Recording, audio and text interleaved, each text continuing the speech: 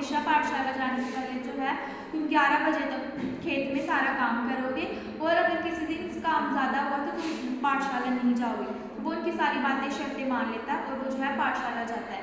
पाठशाला के पहले दिन जाता है, वो बहुत ज़्यादा अत्यंत खुश होता है कि मतलब उसे जो है अब वो फिर से उसकी पढ़ाई जो है वो चालू होगी, शुरू होगी। उसे 5वीं कक्षा जो है फिर से करनी पड़ी, क्योंकि उसकी जो 5वीं कक्षा थी वो उसमें पास नहीं हुआ था। अभी उसने बीच में अपनी पढ़ाई रोक दी थी उसके पिता की वजह से, तो फिर से जो है वो अपनी पढ़ाई जो है वो शुरू करता है।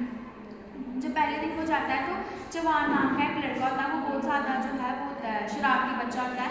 वो उसकी जो है जो उसने गंदा गमछा और धोती पहनी होती है उसका मजाक उड़ाता है। उसका जो गमछा है वो वहाँ पे अपने क्लास के जो टेबल होता है उस पर फेंक देता है, जिसकी वजह से जो है मतलब सभी बच्चे खासकर उसका मजाक उड़ाते थे उसके गंदे वस्त्रों की वजह से। लेकिन जो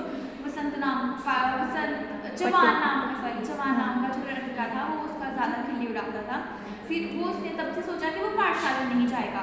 फिर उसने ये दृढ़ निश्चय किया कि नहीं, अगर उसने पढ़ाई के लिए जो है शुरू से बचपन से ही बहुत ज़्यादा मेहनत की है, बहुत ज़्यादा परिश्रम किया है, तो आगे जाके जो है वो पीछे नहीं मुड़ सकता। तो वो पाठशाला जाने लगा, उसने ऐसा दृढ़ निश्चय किया। फिर पाठशाला जाकर बसंत पाटिल नाम का एक होशियार लड़का जो है उसका मित्र बना, जो हमेशा उसकी सहायता करता था। बसंत पाटिल जो है आनंद यादव की हमेशा पढ़ाई में सहायता करता था।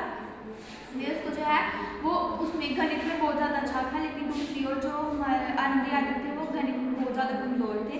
लेकिन उन्होंने जो है बसंत पाटिल ने उसकी गणित में मदद की, हर सब्जेक्ट में हर विषय में मदद करता था, जिसकी वजह से जो है आनंद यादव बसंत पाटिल की वजह से बहुत ज़्यादा होशियार बन गए और हमेशा विद्यालय में जो है उनकी तारीफ होती थी, अध्यापक उनकी तारीफ करते थे।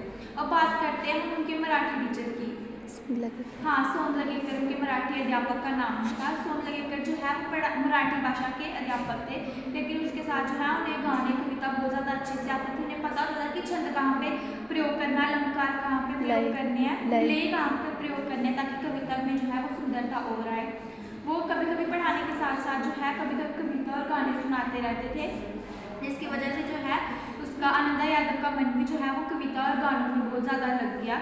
और साथ ही साथ इस कविता और गानों की वजह से उसकी मराठी भाषा में भी सुधार आ गई। पहले जो है जब उसे गाने पसंद नहीं थे, कविता नहीं आती थी, तो वो बहुत ज़्यादा अकेलापन महसूस करता था। लेकिन अभी जब वो है वो कभी कभी भैंस को चराने जाता था या गाय को चराने जाता था अपने खेतों में, तो वो उसकी वो लकड़ी